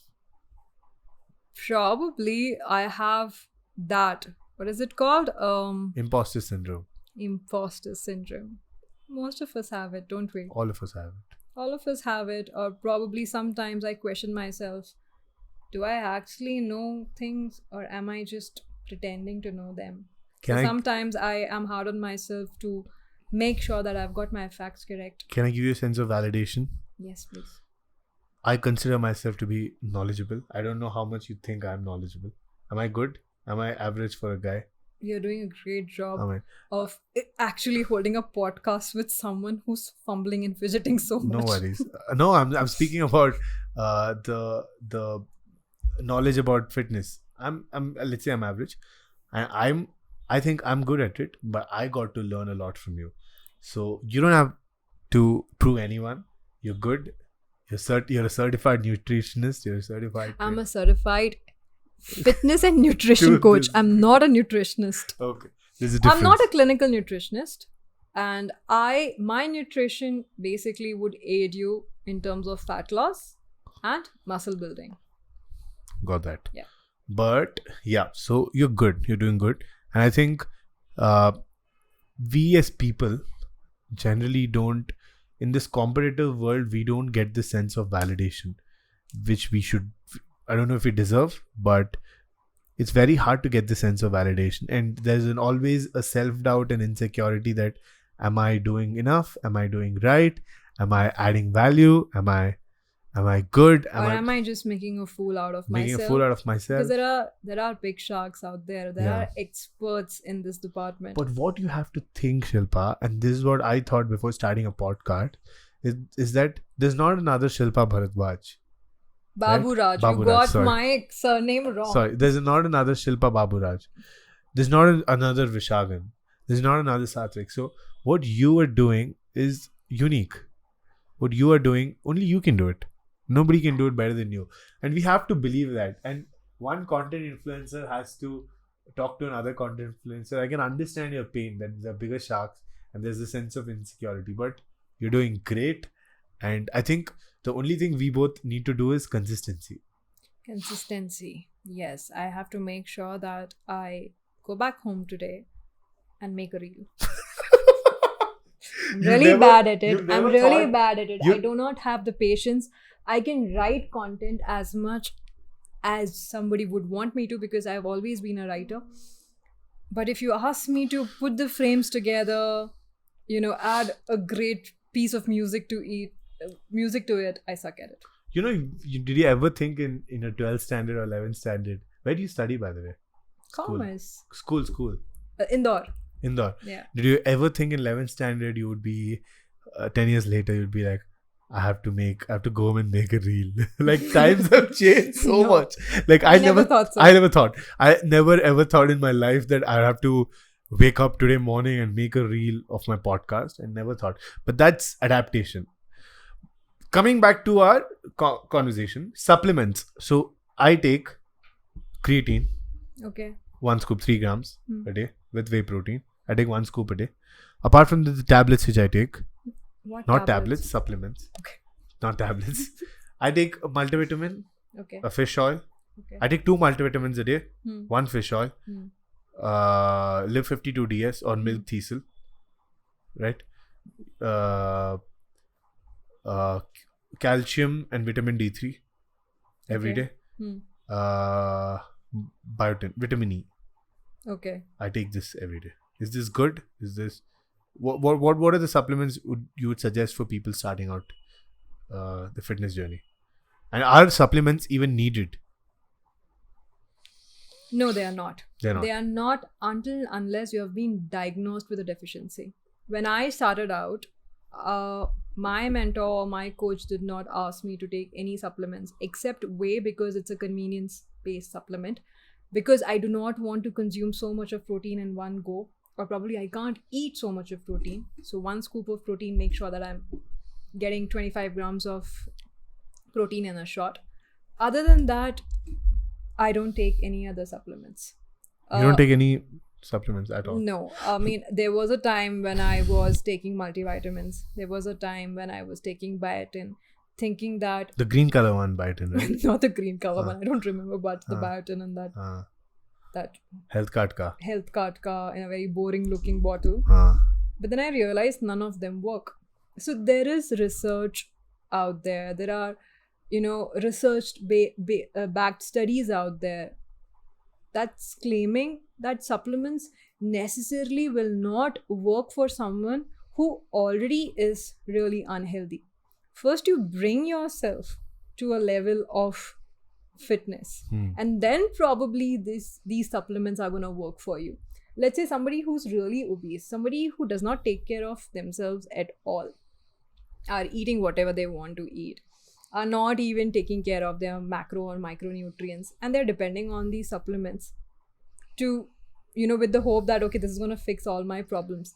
But until and unless you fix the root cause, why would these supplements work for you? And why depend on so many capsules and tablets out there? True. You can get all these macronutrients and micronutrients, majorly micronutrients if you're talking about supplements, from whole food sources. If you have good amount of veggies, why wouldn't you get your micronutrients? I think I was experiencing more hair fall when I was taking biotin as opposed to now when I'm not taking anything. So I've Yeah. stopped taking any supplements. No supplement. No supplements. Come on. Oh. Seriously? Yes. Apart from whey. Apart from Which whey, whey do you nothing. take? Which whey protein?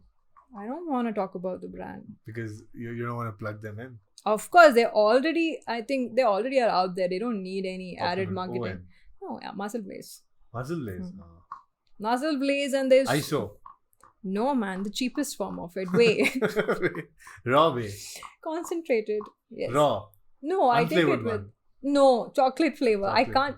I'm a teetotaler. There is no way that I can drink Chug. something unflavored. It Yeah. has to be flavored. So chocolate Ah. flavored.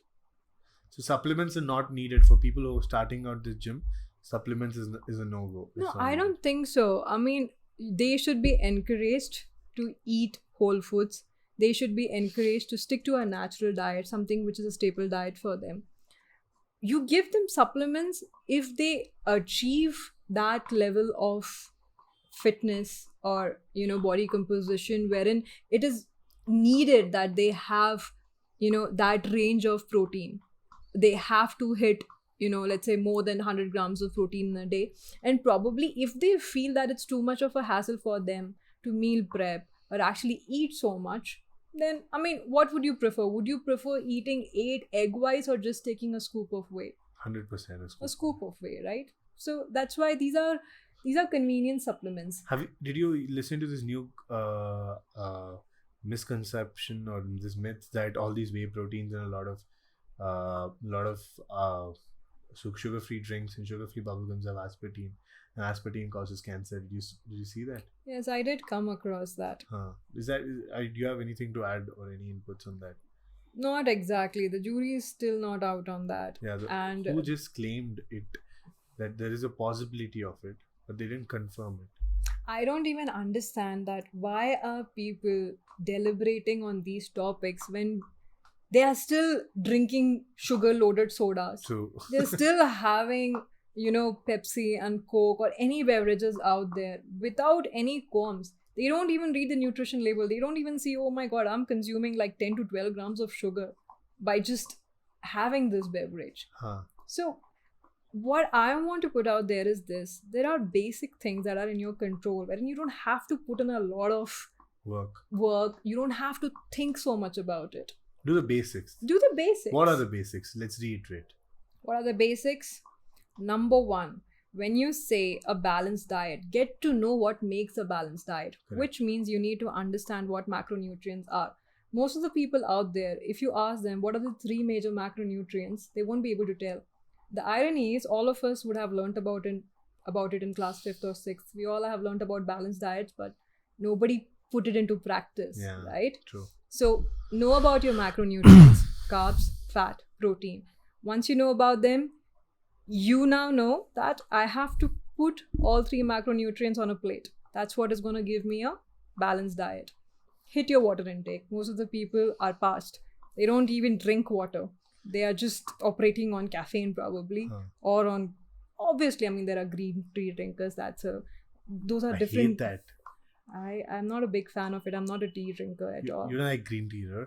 No. Green tea, it's of no use. I drink coffee because it gives me energy, and I'm like occupied, and I have that jizz, I drink 1 cup of coffee in the morning, right after I wake up. black coffee. Black coffee. Sugar because free. I'm a breakfast person. So until and unless I eat my breakfast, I won't go to the gym. If we didn't come to your diet, so we'll come to your diet. Before that, the basics, right? Huh. Understand macronutrients.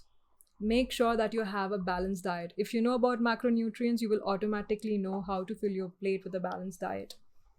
Step count. Hit 10,000 steps a day. Weight train. It's important for your skeletal muscle health. It's important for your bone density. It's going to keep you active. Best way of having a healthy lifestyle. Increases your life expectancy, longevity. And number 5 would be less supplements, more whole food. More whole food. And be a little bit more inquisitive about your own fitness and nutrition needs. Don't be so ignorant. Don't buy anything and everything that's been marketed out there. Got it. There's the supplements. There are supplements these days called ashwagandha supplements. These are health supplements. Health supplements. I mean, there's nothing people have been wrong. taking it since a long time.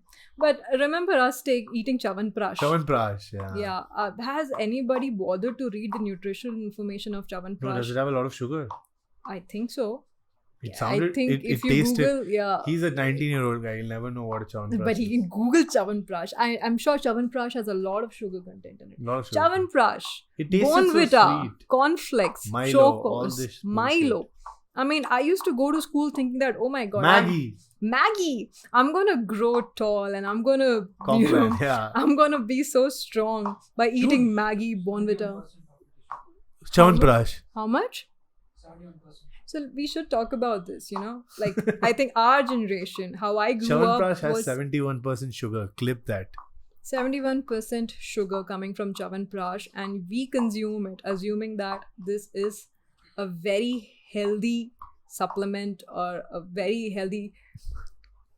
We thought Complan had growth hormones and it'll get us. Complan, Yes. Milo, the worst things that millennials grew up eating. Complan, Milo, cornflakes, Bonvita. Chocos, Maggie. I Maggie, thrived dude. on Maggie even during my college days, That during my was a rookie go-to days. food. That was my When we go-to were food. broke. When we didn't have money. When we were broke, money, we you know didn't that have- if you have $20 in your pocket, you can eat 2 packets. you can eat 2 packets of Maggie. I'll fill your stomach. Yes, what are you consuming? Pure, refined carbs. Maida. Maida. And that shit So doesn't even all fucking these digest. years- That shit doesn't digest fast. It's All gonna these take a while. years, this is what you are feeding your body with. And then you want to achieve fat loss in what, like 3 months? I mean, That's what people want. That's a very unfair ask, don't you think so? Yeah, that's what people want. People want shorter, faster results. Shorter, faster results, but I think the fitness culture in India is changing. More and more people are catching wise to it. I see a lot of people doing yoga. Yoga is much more refined in terms of somebody pursuing some kind of fitness activity. But what people don't understand is this: you don't lose fat doing yoga. You have to pair yoga with a calorie deficit. Yeah. Yoga is great if you want to work on your flexibility, balance. Balance, yeah, but it's still not a great calorie burner, I would say. Of course not. I mean, how much are you moving? Until and unless you are doing an Intense advanced yoga. level of yoga, I think I'm not sure. Hatha yoga, I don't know. even I am not sure about it. But I have spoken to yoga instructors who have themselves confirmed that no, man, there's not a lot of movement attached to it. When I say movement, like not like how we weight train in the gym. Yeah. Have you seen this guy on Instagram who's like a Haryanvi guy? Ram Sarayana, he's doing this 75-day challenge. No, man. Do you know about 75-day challenge? Yeah, I you know do. what 75? Yes. Have you ever done it? I was going to start it, but I was already through my 60 days of hard challenge. Oh, you cut. No, but we should do a 75-day challenge. It's hard. It is hard. It's really hard. And I think I The posted about challenge it is as doing well. split two workouts and reading a book every day. I'm an avid reader. I love reading books, so it should not be a problem for me. But I can't read non-fiction. You can't read non-fiction. Have you read this? You know who he is? David Goggins. David Goggins, no, I haven't read You know this. this guy? So a big No, story. that's Kakashi. I don't know what that is. What is that? There's Minato. Yeah, it's Minato. What is all this, Dan? This is my major workout motivation. I watch anime and I remember putting out a post about it. Anime gives me the most motivation in my life. The days that I don't want to go and believe work this. out. You know, Why not? Israel It talks Adesanya- about character building. It talks about integrity. It talks about, having a moral compass. It talks about, the larger You things used- in life. You used to watch a lot of anime when you were young. Yes. Dragon Ball Z and all sort of jazz. Yeah. You I watched Naruto. Yes. These are Naruto characters. No, these are Naruto characters, yes. These are Naruto people. That's Naruto's dad up there. Dad, And that's Naruto's coach, Kakashi. do you know this? Bombay Sapphire. Yeah, it's a gin. It's a really Why good. is it empty? Because we finished it in a day, in 2 hours. I mean, Didn't you just say that sober for nobody 6. drinks or smokes Yeah. around here? We're sober for 7 months. We used to drink. We have all these bottles from these. So we had a gin. We love gin. So this is sees here short story dry I'm gin. really dense when it comes to alcohol menu. No, but this is great. I mean, they taste well. It's like a passion for it. You don't drink like a drunkard.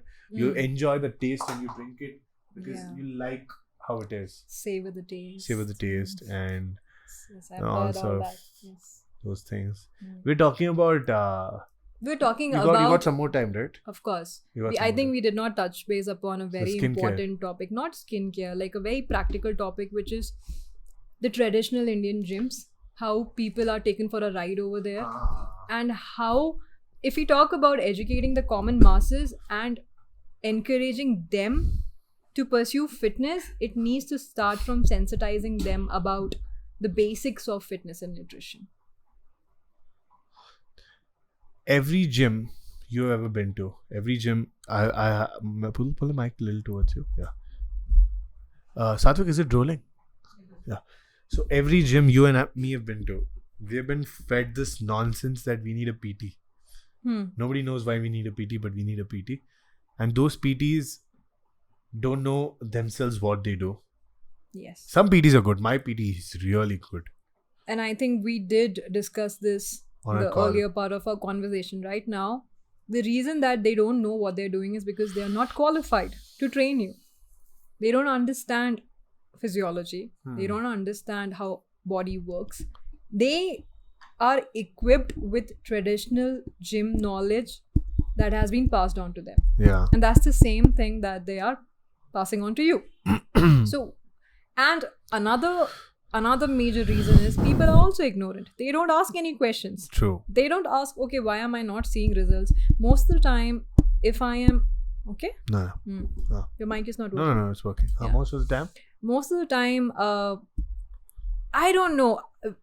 I have never taken my coach or mentor lightly. I will be very disciplined. I will have a certain inhibition when it comes to treating them in a very trivial manner. I'll have that respect Because you're for them. passionate about what you do. No, it's not only because of that. It's anybody. Anybody who is out there trying to teach me something, inculcate me with a life skill, inculcate a life skill, I will not take that person lightly. Of course, I mean, you're talking about a coach. That means they're at par with a teacher. The respect has to come from within. True. You don't treat them like your friends. Yeah. Because if you treat them like your friends, then you will not have that discipline. They won't be able to kind of put that accountability. Sure. That, oh, you know what? Did you do this today? And you just get back to them there. Like, Yeah, I it's get okay. it. I get what I you're trying didn't to do say. it. Let's just go and That's what happens in these have a gyms. chai. That's what they go with each other to drink. They go with for a smoke. I think that's how it started. My fitness journey, that's how it started. I had a trainer who would make me do all kind of cardio workouts. I would drag my bones back home. I would be exhausted. Psychologically, I had this feeling of gratification that, oh wow, I had a great workout. I must have probably burned a lot of calories. And then I would find myself eating kachori or, drinking milkshake with my trainer. It was later on that I realized that, okay, I am hardly burning any calories in the gym. How many calories am I burning weight training or doing any kind of endurance activity in the gym? Probably between 150 to 200 calories. If I'm going and drinking an avocado shake or eating a samosa, I'm just... I love avocado shakes. Yeah, so that's it. It's counterproductive. Yeah, I know what You're just talking eating back all the calories that you put in so much of hard work to burn. This knowledge is what I'm talking about. And this will come only when people are inquisitive about their journey, when they want to see result. You said that people don't want to invest in health and fitness.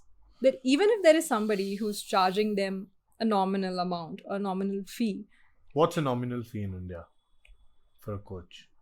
I think 5,000 a month. A month, yeah. 5,000 a month. But then that should not be it. A blocker. I feel that the reason the fitness industry in India is looked down upon is because they still struggle with a financial or an economic status that makes them look like a professional who can earn money easily. They still have a label attached to them. Oh, if it's a personal trainer, he's gonna come and annoy you saying that PT le lo, or just trying to retain you. And that's why probably people don't take them seriously. But if you have qualified coaches, people who have actually put in a good amount of their time into studying about fitness and nutrition, when they give you a piece of advice or when they train you, it's a different game altogether. You see results. They actually, invest in your health. They're giving something back to you. And that's what happened to me. So you need to make an informed choice of finding that coach or trainer out there who can actually give you the results and add some value to your life. It's like finding a life partner. It's gonna take a while. It's gonna take I don't think so. There are good coaches out there. But like I said, they're kind of getting But how do lost in all this noise. I And know. obviously they come with a value. You can't expect a really qualified coach out there to give you training for $5,000 a month. That's not fair. I don't think it's worth spending 20 grand a month on a trainer. I think if you do the basics right, you'll lose a lot of fat and good. Like I would anyway any day go to a trainer like you than to a busy popular guy who charges me 20 grand a month.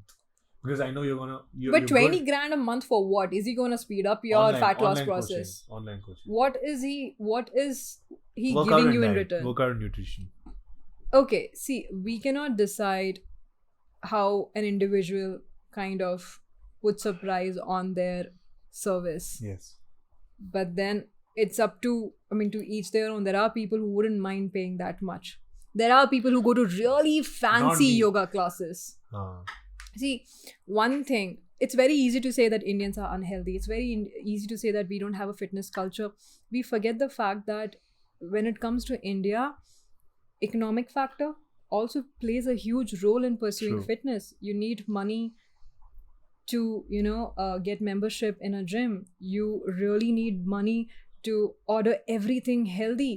I mean, if we talk about a jar of whey protein, how much is it? 7 grand, good one. 5 to 7 grand, right? You need money for that. If you are actually eating healthy, your grocery bill will go up. If you want a continuous gym membership, Yeah. you need to renew your membership Tell me every about it. month. Chicken is There is expensive. an investment. Chicken is Chicken expensive. is expensive. And there are people who might be trying to replace whey with egg whites alone or soy chunks. But how much are they? I mean, there are people who do it. If you have a passion for it, you will find a way. But then there are many who kind of feel discouraged and leave it in between. So it's very easy to say that, oh, you don't have any passion for fitness.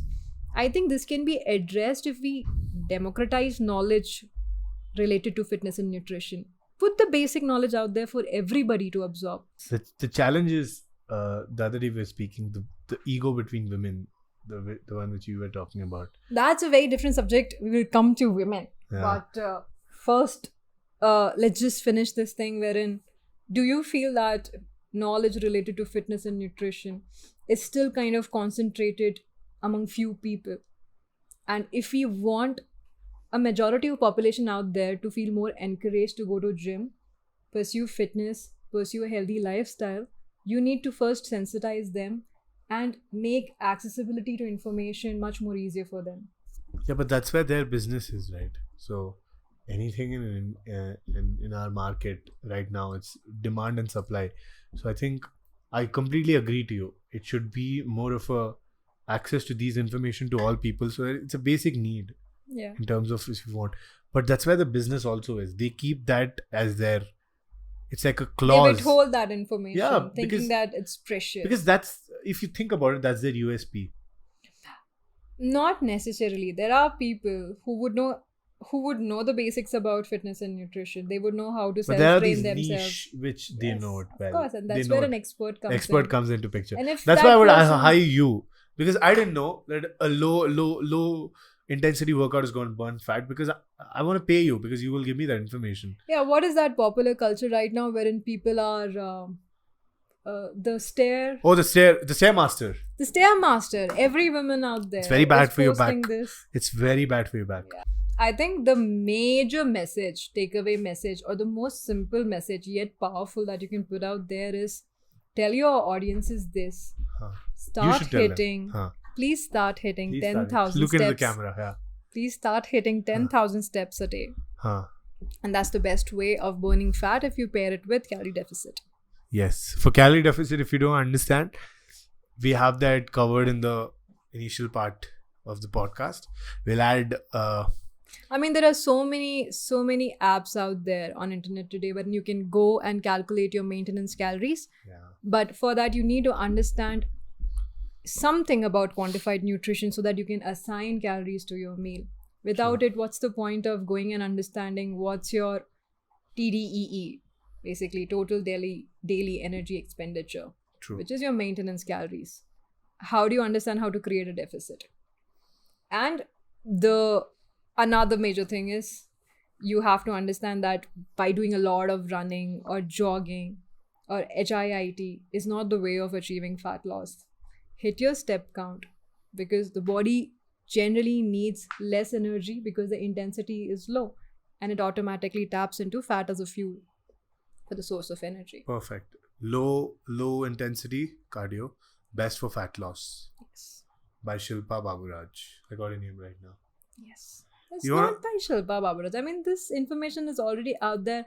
I'm just one of the messengers. Oh, messengers. Of Fancy course. I word. mean, India is an unhealthy country. We're talking about a population above 1.5 billion. 1.5 billion, right? How many influencers are out there who are actually putting out good, right, and authentic information? You think even if there are a million out there, they're going to reach the vast population that we have? No, you need more people to join the cause. Sometimes I can't believe we are 1.5 billion of us. Can you fucking fathom that fact? I can. 1.5 billion. Yes, and it really saddens my heart when I see most of them following these Instagram influencers who are doing nothing but misguiding them with information. True. But it looks very tempting. It It looks also kind of looks tempting because, oh, okay, what do I have to do to lose fat? Just drink 3 liters of water? Done. What do I have to do to lose fat? Stop eating after 7 p.m? Done. If you go and tell them that no, you have to eat in calorie deficit, you have to monitor your calories, you have to have a certain discipline, it automatically becomes difficult. True. And what is difficult It's not does easy. not retain that much of attention. True. And it's Yeah. not easy. It's not easy. Awesome. This was great. You want to plug about Strong Women India, right? Yeah, I can. I think we completely miss out the women part. I can quickly do it in 5 minutes. What's Strong Women India? Explain what you're doing now. Okay, so I found this venture called Strong Women India. Through it, I aspire to kind of bridge the knowledge gap which lies there among Indian women on topics related to health, nutrition, and fitness. I have observed and identified that there is an inequality when it comes to physical activity levels between men and women in India. More and more women out there, obviously the scenario is changing. They are putting themselves more out there. They want to go to the gym, they want to follow a diet, but then accessibility of information is definitely a problem for them.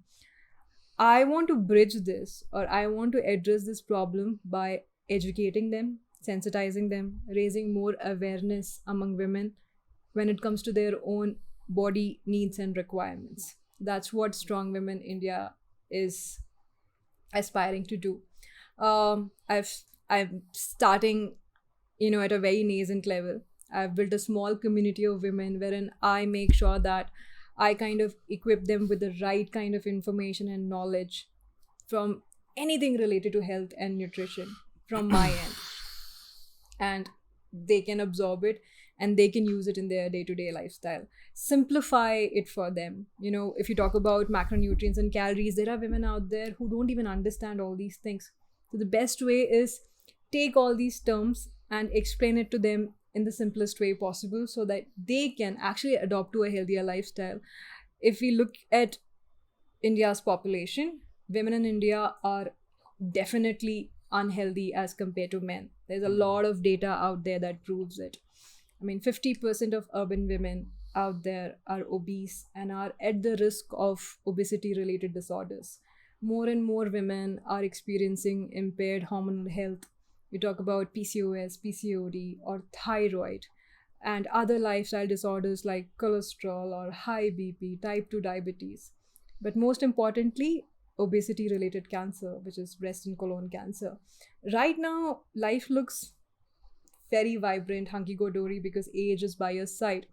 But the data that I'm referring to also puts this out, that women between the age group of 30 to 49 are actually dealing with obesity, which means that they are automatically living a unhealthy lifestyle. What's your Instagram, Strong Women? What's your Instagram handle? I'm yet to make. But what's your personal handle? They can come and follow you there. Muscles and Tails. So it's at Muzzles and Tails, MUSCLES. Yeah. And I recently And changed my profile picture. Until now, it was Korra, the Last Airbender. And then somebody just, DM'd me saying that, Shilpa, put up your profile picture. Nobody knows who this woman is. I'm saying that's Korra. Like, no, not everybody's an anime Korra. fan out there. Yeah, I'm not an anime fan, so I wouldn't know. exactly. You're not an anime fan. Content Yeah, I together. think, yes, I came prepared with so much of data points to talk about. But then I realized Yeah. probably that would bore people a You have to little bit. understand, this is more of, who's it? Suhail.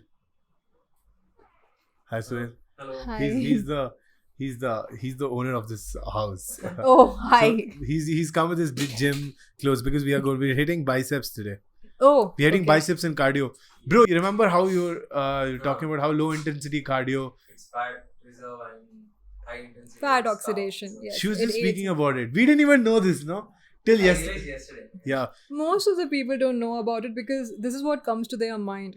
You're asking me to walk to lose fat. So other people who are actually hitting the gym, getting into strength and conditioning and crossfitting and all kinds of fancy workout out there. What are they up to? See, you tell people a easy remedy, something that actually works, they don't want it. They want something that looks out of the ordinary. Yeah. So what is simple does not work.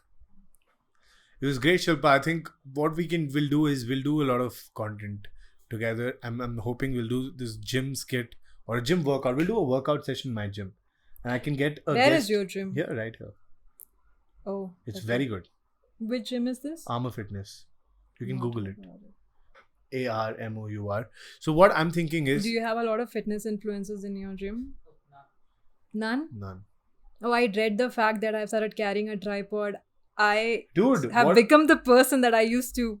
You know See, what? I don't have a judgment. I don't hold a judgment against women who are influencers. But then if they're putting something out there that has a meaning, then I would appreciate it. 100%. Yeah. So, but I do. So I'm thinking of us to do a proper content. I'm thinking of us to go on a Sunday afternoon. No one's coming on a Sunday and Saturday afternoon. Okay. Nobody. There's no fucking one on Sunday afternoon. We can go to a Sunday afternoon, shoot some videos. We'll plan. I'll come up with some script. could you guys suggest me a photographer, like somebody who can do good fitness photography? We are yet to find. We are yet to Really? find. Yeah. I really want to get a photo shoot done because I We are don't getting it think done so. next month. I won't be in this good shape. I mean, I have to maintain this. I'm going to go even more down. She has 4 packs now. And she's at, for a woman, she's at a below 20% body fat What's percentage. your body fat? I think I haven't checked it, but should be below 20% for me to have. Very good. For a woman, Yeah. think about it. There are a lot of women. That guy is on 18 now. 18%. 18%. Yeah. So I mean, High. Pretty much high. for a man, I mean that's the thing. But I don't understand. I want abs. I told you why I needed abs, and I don't know. I think For Cora the Explorer. for Cora the Explorer, Who's Cora? Cora, no? he does Cora, not have Cora. Cora over here. He's also. So he's an anime fan too. He's an a anime Naruto fan, so he would know, right? So what is Who? It's an English production. Okay, so he only classifies Japanese Japanese as anime anime. as Is anime. that a- He's right. Shit. You're talking about Cora the Explorer. I was like Dora the Explorer. That's what even I thought. Dora That's the what he was Explorer. thinking. Dora the Explorer. That kid has 6-pack abs. So that kid, I don't know if that kid has packs, but she has a bag. Yeah. I don't think she has a pack and she's pretty young. She has a bag. I mean, I think that has been a motivation for me. I've always loved movies, war movies, wherein there are female protagonists and they look all What is a war- warrior-like which and movies? athletic. I've never watched a war movie with a female protagonist. What are you talking about? Keira Huh? Knightley in Which one? Terminator and Keira Knightley Where's in the this woman? movie. Keira Knightley in this movie wherein she is a Who's tribal Keira warrior. I- Who's Keira Knightley? I don't know. Something like Mulan. No. But Mulan is still. I mean, Mulan. They did Listen, not. there's another movie which became a game and all, a computer game. What is Last it? Lara Croft. No, a woman centric. No, she's called some rider. I just Tomb said Tomb Raider. Lara Raider. Croft. Yeah. That's her. That's Okay, her. Okay. So, That was good. no, Keira Knightley is there. You don't know who Keira Knightley is? Who's it? I'm very bad with movies and actors. This woman. Pirates of the Caribbean. What is a jawline? Damn. She is my first motivation to look fit. Have you seen the movie Bend It Like Beckham? There's a movie named Bend It Like Beckham. It's David in- Beckham's. Yeah, like Bend It Like David Beckham. That's the name of the movie. She stars in that movie. It was her debut movie, and she's a football player. But the movie is around an Indian football player who's kind of getting a lot of judgment from Indian society and community, especially her family, not allowing her to pursue football. But she does not look athletic from any angle, but this woman does. So I looked at this.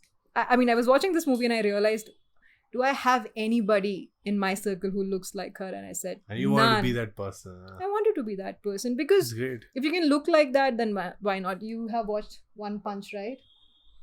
So One Punch has this really powerful dialogue that Saitama said, that human beings are extraordinary because they have the ability to transform themselves. Oh, that's that fucking meme which goes around on Instagram, YouTube. You don't know what the human body is capable of. No. That's a different one, I Okay. guess. Thanks. This was great. How many hours did we shoot? This is the longest. Yeah, 2 hours 2 or 22. He's Wow. cursing me inside his head. Who? Your producer. Nah. It was great.